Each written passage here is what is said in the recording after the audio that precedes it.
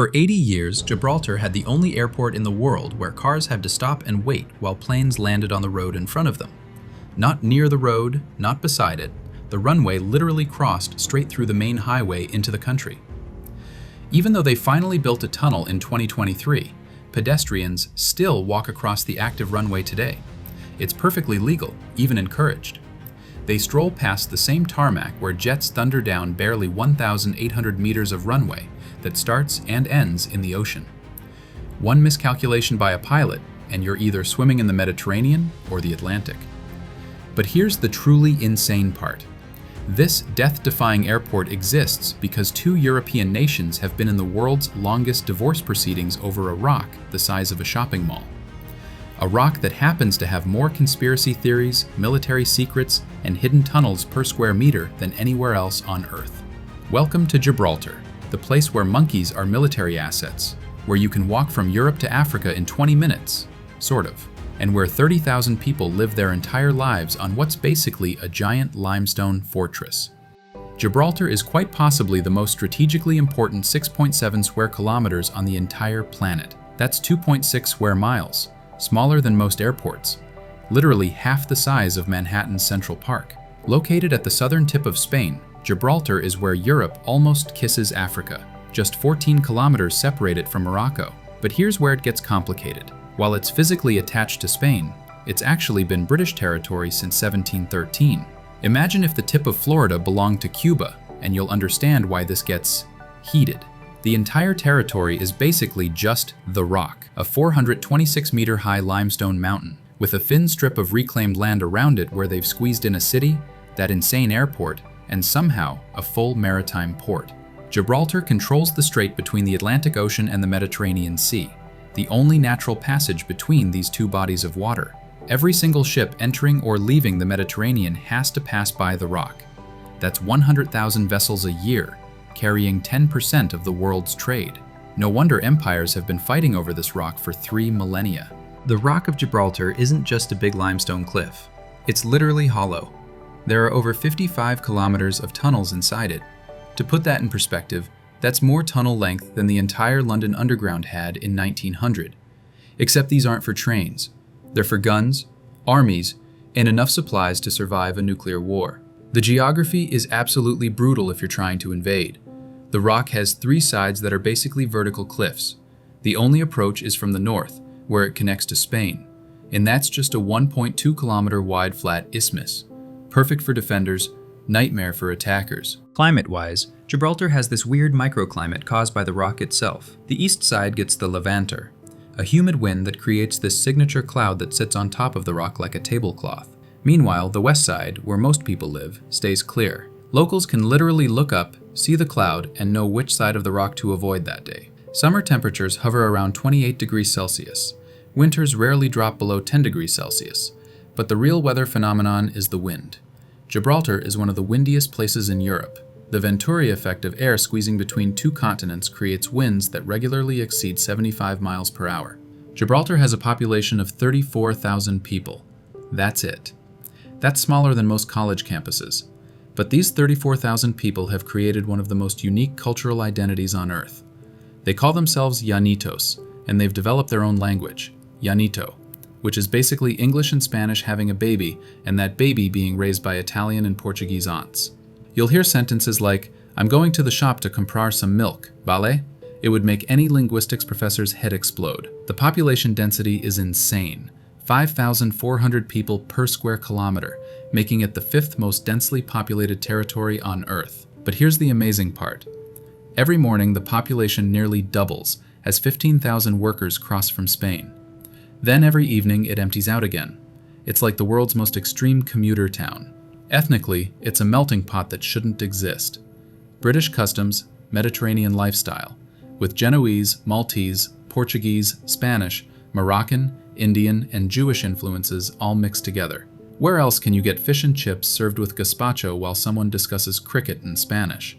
Life expectancy is 82 years, higher than both the UK and Spain. And get this, Gibraltar has more registered companies than people. There are 60,000 companies registered here. That's almost 2 companies for every human being, including babies. Gibraltar's economy is absolutely bonkers for its size. GDP per capita, £65,000. That's higher than the UK, higher than Germany, higher than pretty much everywhere except Luxembourg and those oil-rich mini-states. How? 3 words. Offshore financial services. Gibraltar is to online gambling what Silicon Valley is to tech. Every time someone in Europe places an online bet, there's a good chance the company is based in Gibraltar. Companies like William Hill, 888, and Bet365 all have major operations here. The online gambling industry alone employs 3,500 people. That's 10% of the entire population. Then there's shipping. Gibraltar provides fuel to 7,000 ships a year. It's the Mediterranean's gas station. And because it's a British territory outside the EU's VAT area, even when the UK was in the EU, everything from cigarettes to perfume to electronics is duty-free. The main street is basically one long duty-free shop, with apartments on top. Cost of living? Brutal. A small apartment costs £2,000 a month to rent. A pint of beer? £5. But wages are high, there's no VAT, and income tax caps at 25%.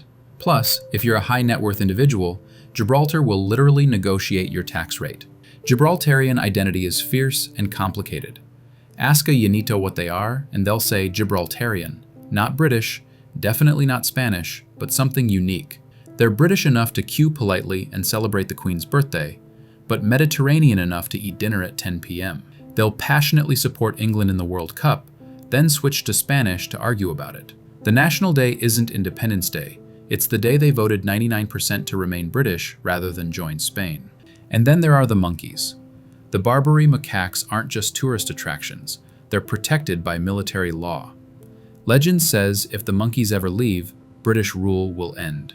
So they're officially enlisted in the Gibraltar Regiment. During World War II, when the population dropped to just 7 monkeys, Churchill personally ordered reinforcements from Morocco. These monkeys have their own government-funded caretaker and get better health care than most humans. Ready for maximum weirdness? Gibraltar has its own phone country code, its own internet domain, .gi, its own postal service, but uses British pounds with Gibraltar's own designs, including coins with Neanderthal skulls, because Gibraltar has some of the last known Neanderthal sites. The runway that crosses the road? It was built by the British during World War II, and they ran out of room, so they just kept going straight through the main entrance to the country. The politics of Gibraltar are absolutely insane. Spain wants it back. Britain won't give it up. Gibraltar definitely doesn't want to join Spain. They voted 99% against it in 1967 and 98.5% against shared sovereignty in 2002. Spain's response? They closed the border completely from 1969 to 1985. Families were separated for 16 years. Phone lines were cut. You couldn't even send a letter. Gibraltar is mostly self-governing with its own parliament, but the UK handles defense and foreign affairs. The governor is appointed by the British monarch and theoretically has huge powers, but never uses them. 12 million people visit Gibraltar every year. That's 350 tourists for every resident. Most come for a few hours from Spain, take a selfie with a monkey, and leave. They're missing everything. The rock itself is the main attraction. You can take a cable car up, but the brave ones climb the Mediterranean steps. 1,400 steps carved into the cliff face by British military engineers.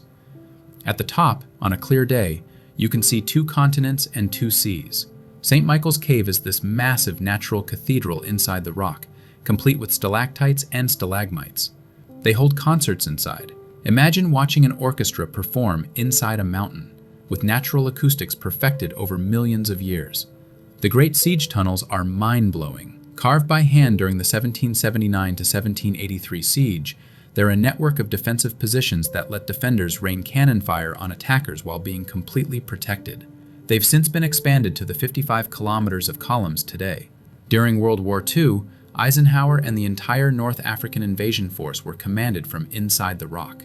Europa Point is the southern tip, where you can literally see Africa. There's a mosque, the first in Gibraltar in 500 years, a Catholic shrine, a Protestant church, and a synagogue all within walking distance. It's probably the most religiously diverse square kilometer in Europe. And of course, the monkeys.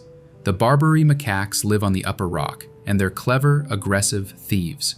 They know how to open backpacks, they recognize ice cream brands, and they've learned that tourists with cameras are easy marks. Getting mugged by a monkey is basically a Gibraltar initiation ceremony. Gibraltar shouldn't exist in 2025. It's a colonial anachronism, a geographic anomaly, and a political headache. But it's also proof that identity isn't about size or logic. It's about what people choose to be.